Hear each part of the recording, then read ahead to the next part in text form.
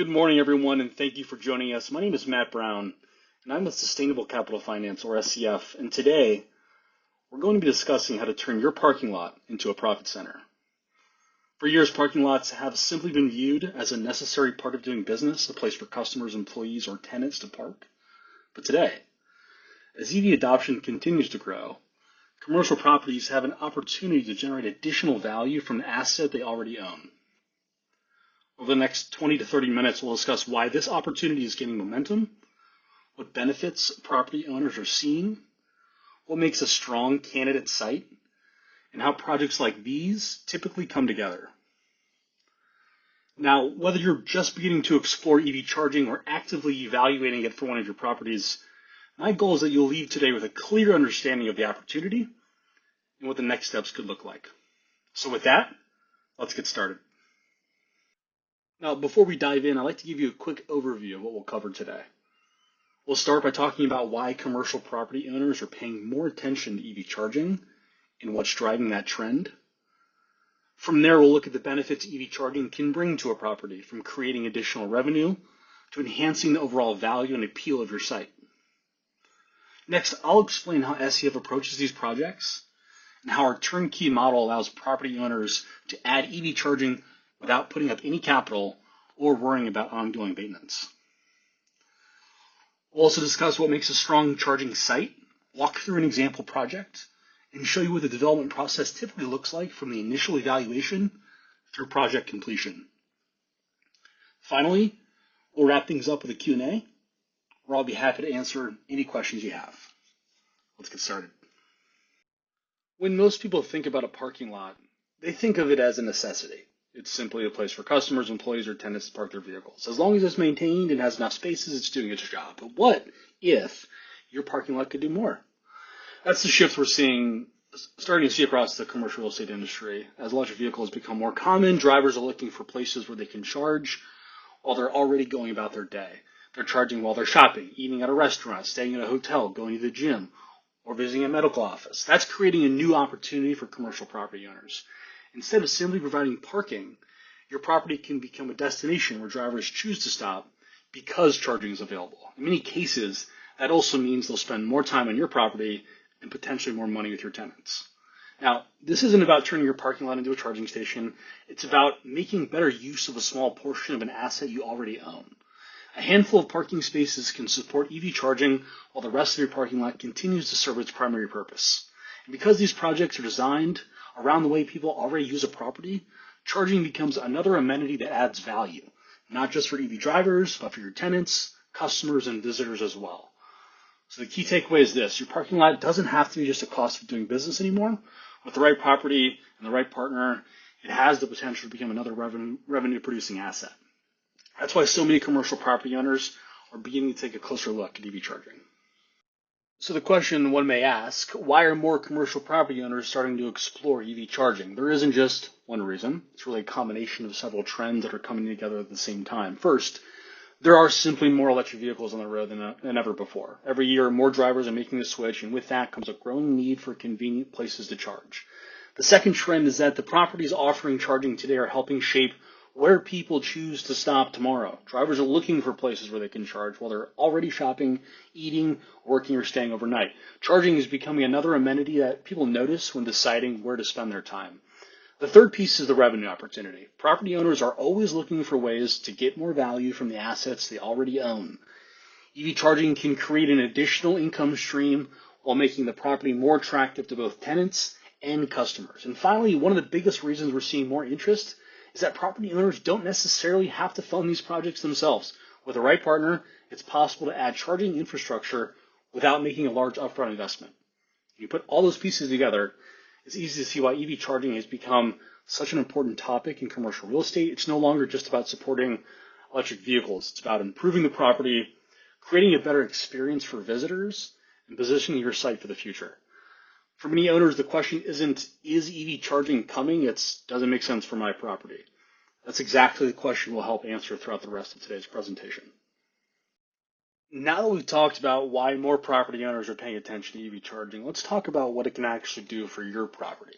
One of the biggest benefits is creating an additional source of income from space that's already there. Instead of a few parking spaces simply sitting empty throughout the day, they have the potential to generate recurring revenue while still serving the same purpose. Another benefit is attracting and retaining customers. Think about your own habits. If you have two places to choose from and one offers convenient EV charging while the other doesn't, there's a good chance you'll choose the location where you can charge while taking care of everything else you need to do. That added convenience can encourage people to spend more time on your property, which can also benefit your tenants. Whether it's grabbing a meal, shopping, or running errands, EV charging gives people another reason to stay a little bit longer. There's also the value it brings to the property itself. More and more businesses are looking for locations that offer modern amenities, and EV charging is becoming one of those amenities. It shows that a property is investing in the future and keeping up with changing customer expectations. And finally, one of the biggest advantages is that property owners don't necessarily have to take on the financial burden of making it happen. With SCF's turnkey approach, qualifying properties can add EV charging without the upfront capital investment that many people assume is required. At the end of the day, every property is different, and not every site is the right fit, but for the right location, EV charging has the potential to generate revenue, enhance the customer experience, support your tenants, and strengthen the long-term value of the property. That's why we're seeing more owners begin to explore whether it's a fit for their business. So up to this point, we've talked about why EV charging is gaining momentum and some of the benefits it can bring to commercial properties. The next question is usually, this sounds interesting, but how does it actually happen? That's where SCF comes in. Our goal is to make the process as simple as possible for property owners. Rather than asking you to become an expert in EV charging or manage a construction project, we take on those responsibilities for you. That starts with the upfront investment. One of the biggest misconceptions about EV charging is that the property owner has to write a large check to get a project off the ground. With our turnkey model, that's not the case. SCF provides the capital needed to develop and build the project. From there, we handle the heavy lifting, literally and figuratively. That includes coordinating the development process, working through design and permitting, managing construction, and overseeing the installation. And our involvement doesn't stop once the chargers are installed.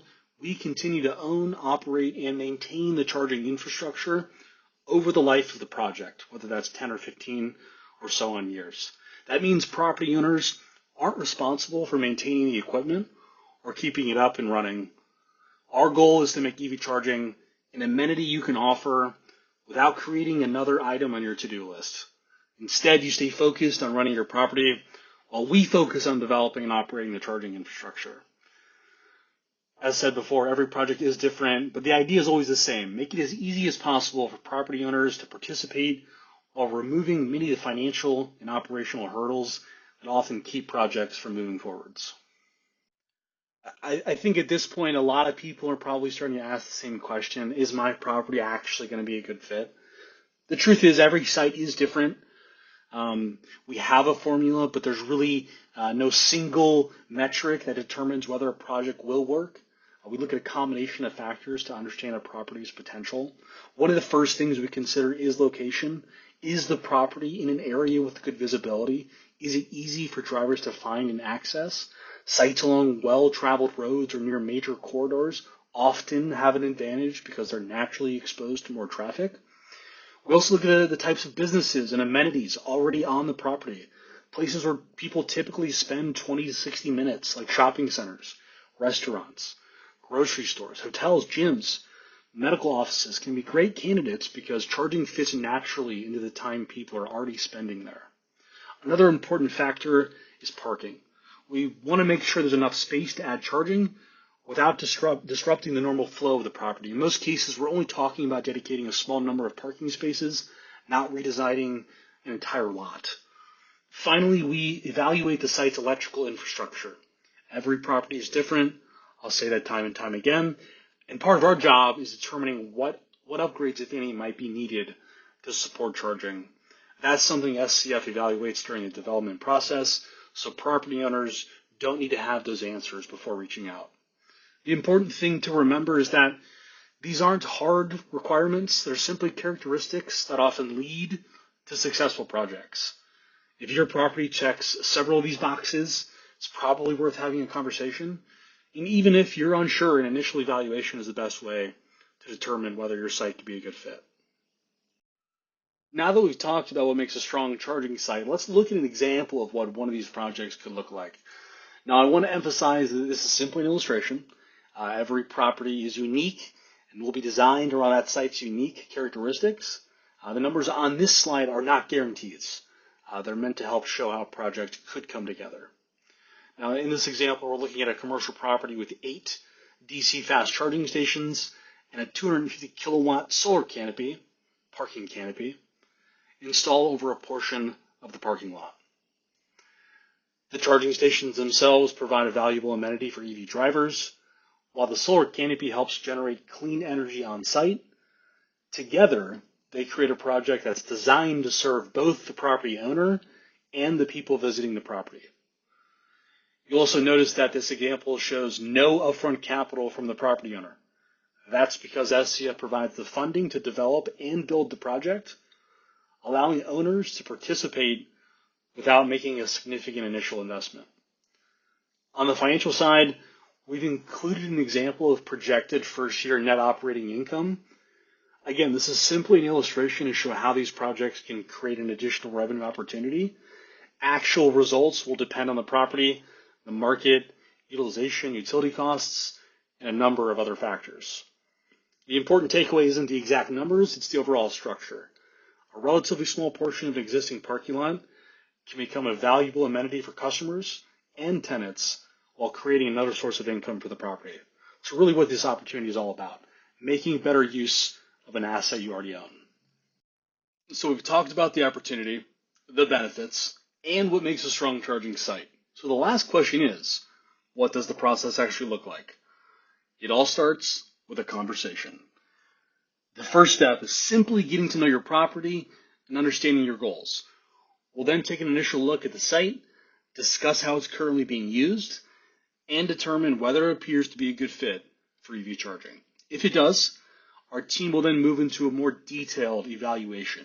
We'll look at things like the property's location, traffic patterns, available electrical infrastructure, and other site-specific factors to determine the best approach.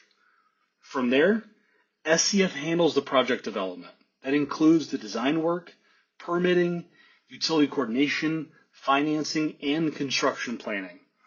Throughout the process, we'll keep you informed, but our goal is to minimize the amount of work required on your end. Once construction is complete and the chargers are installed, the project goes into operation. From there, SCF continues to own, operate, and maintain the charging infrastructure so property owners don't have to worry about the day-to-day management of the equipment. Like I said before, the goal is to make the process as smooth as possible from the first conversation all the way through long-term operation.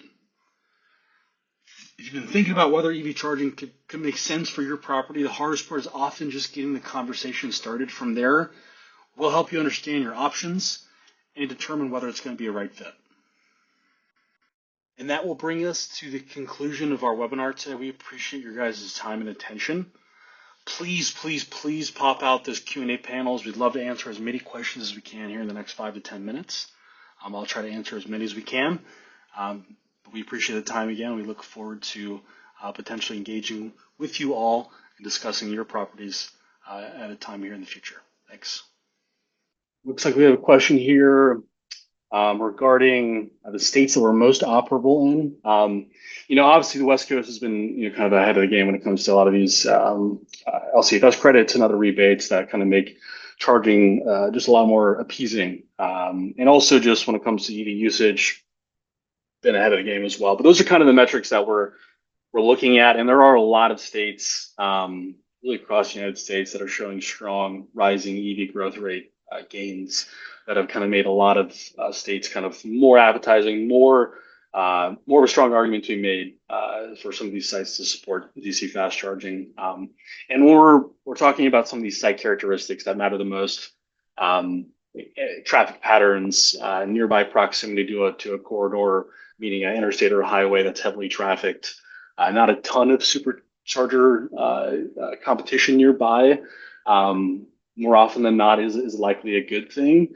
Though often that we find where there are superchargers, there seems to be a lot of traffic. So, we'll try to make most sites work where there is clear value in that site. But ultimately, being a shopping center, being a place where you have restaurants or a restaurant or a restroom or some place of business where you can spend 20 to 30 minutes, a perfect time for a DC fast charge, kind of tends to be the most common sites where fast chargers are going to make sense, regardless of the state, regardless of the rebates available.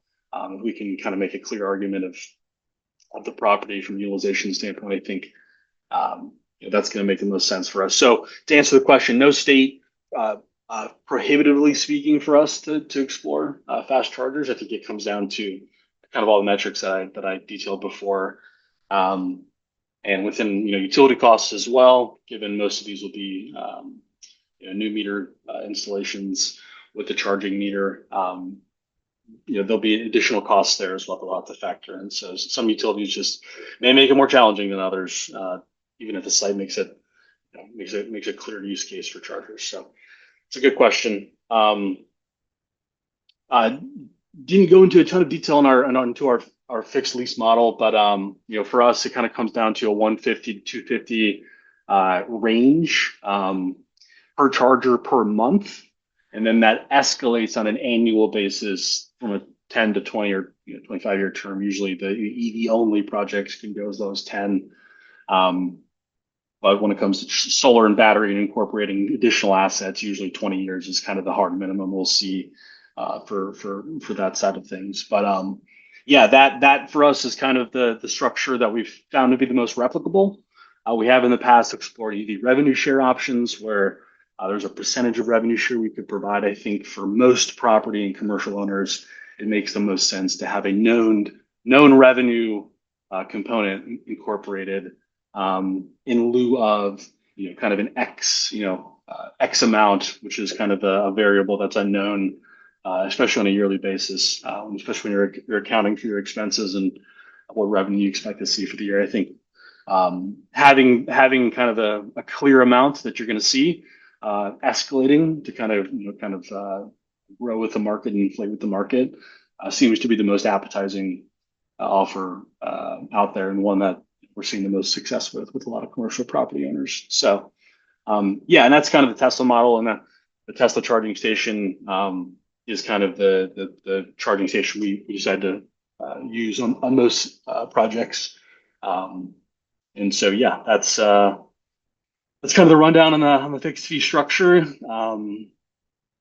Let's see here. Do we have any additional questions that I am missing? Let me pull up the panel here.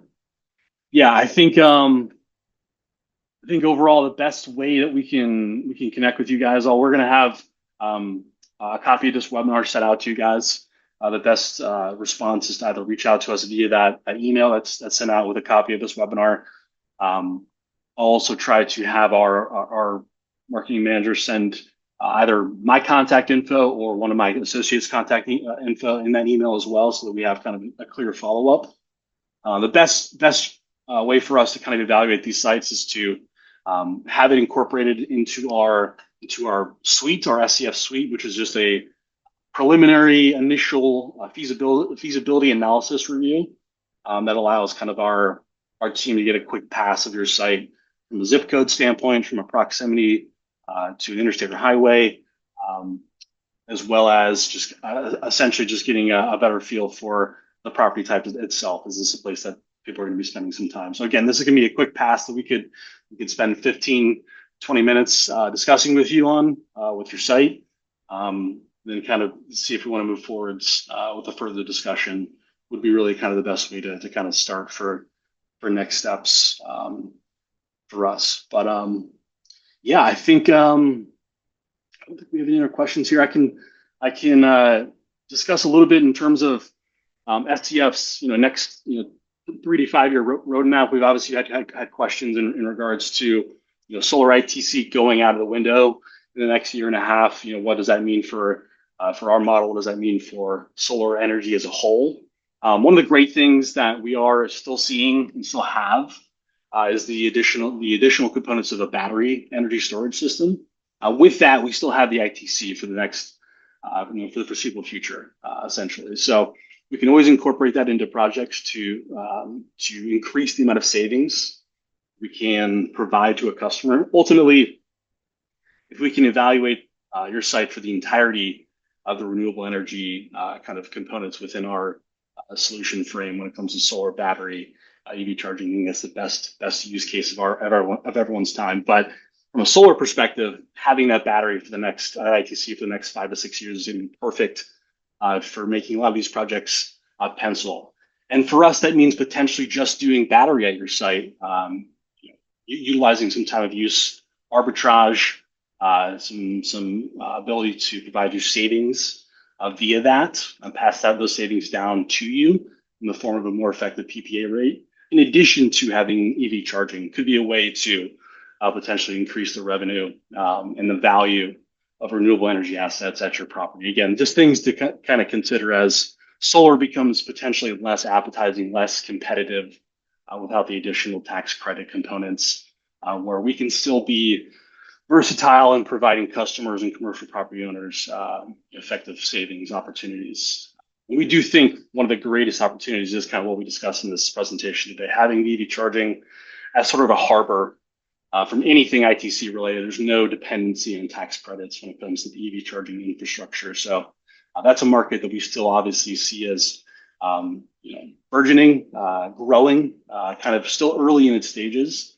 And this is a great opportunity for commercial property owners to get in and set their property up for the future. So with that, we appreciate you guys' time today. We'll catch you at the next webinar. Thanks again.